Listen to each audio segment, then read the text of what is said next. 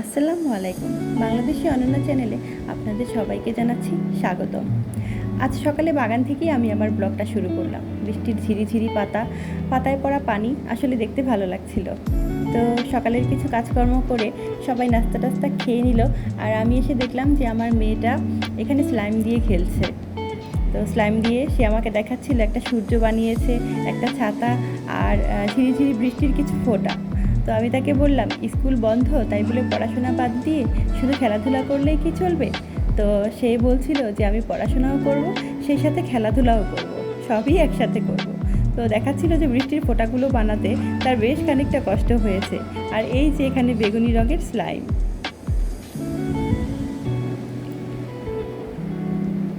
তো সকালের কাজকর্ম শেষ করে হাতে কিছুটা সময় ছিল, আর ঘরে এসে দেখলাম যে কিছু খালি কাচের কৌটো পাওয়া গেছে। তো সেগুলো ভাবলাম যে একটু রং করে ছোট ছোট পানিতে যেই গাছগুলো হয় সেগুলো লাগিয়ে দিই। আসলে টেবিলের ওপর রেখে দিলে দেখতে খুবই ভালো লাগে, আর তেমন একটা যত্নও লাগে না, আর রোদের তাপও লাগে না। মাঝে মাঝে সপ্তাহে একবার রোদে দিলেই এই গাছগুলো আসলে বেঁচে থাকে। তাই ভাবলাম যে রং করে ছোট ছোট গাছগুলো লাগিয়ে দিই, দেখতে ভালো লাগবে।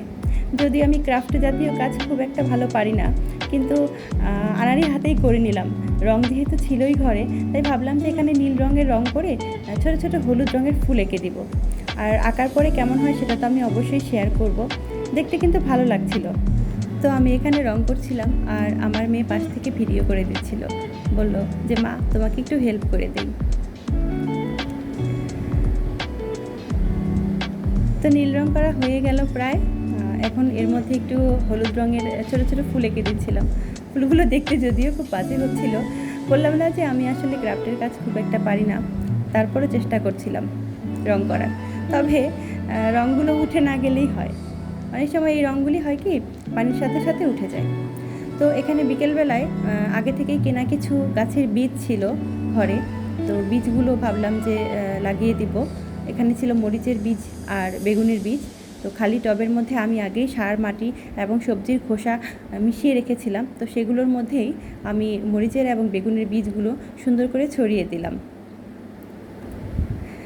সারা দেশ যেহেতু কিছুটা উত্তাল আন্দোলন নিয়ে, তো এর মধ্যে আসলে মনে শান্তি থাকে না। তারপরও চেষ্টা করতে হয় প্রতিদিনের কাজগুলো করতে, কারণ সবাই আমাদের ওপর নির্ভর করে থাকে। আমরাই যদি হতাশ হয়ে ভেঙে পড়ি, তাহলে তো আর দিন চলবে না। তো তার মধ্যেই আসলে সব কিছুই চালিয়ে নিতে হবে, কিচ্ছু করার নেই। তো এখানে আমি বীজগুলো লাগানোর পরে একটু পানি দিয়ে দিলাম, আর সেই সাথে আমি আগে যে পুঁই শাকের ডালগুলো লাগিয়েছিলাম সেগুলোতে খুব সুন্দর ডগায় চলে এসছে। এখানে আরও কিছু পুঁই শাক লাগানো আছে। এখান থেকে আমি অবশ্য 2 দিন পুঁই শাক তুলে খেয়ে ফেলেছি রান্না করে। আর তারপরও এখানে মাশাআল্লাহ অনেক পুঁই শাক হয়েছে। একটু বড় হলে আবার খেতে পারবো এখান থেকে। তো বিকেলে গিয়েছিলাম ভাবির বাসায়, পাশের বাসায়।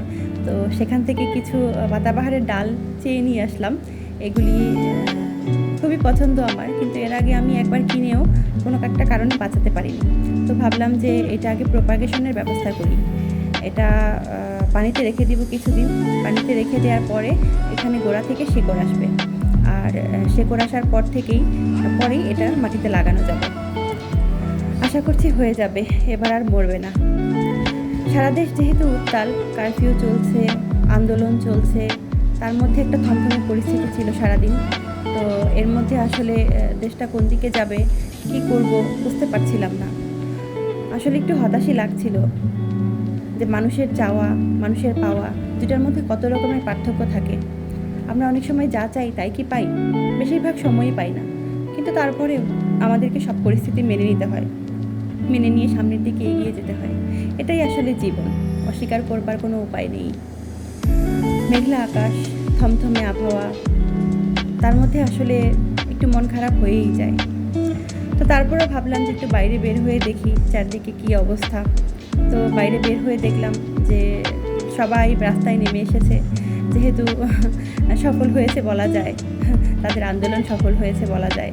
তো সবাই রাস্তায় হাঁটছে, জাতীয় পতাকা নিয়ে আনন্দ করছে। এই তো জীবন। আসলে সব পরিস্থিতিতে সব কিছুর সাথে নিজেদেরকে মানিয়ে নিতে হয়, মানিয়ে নিয়ে সামনের দিকে এগিয়ে যেতে হয়। এটাই জীবন, এটাই আসলে সফলতা।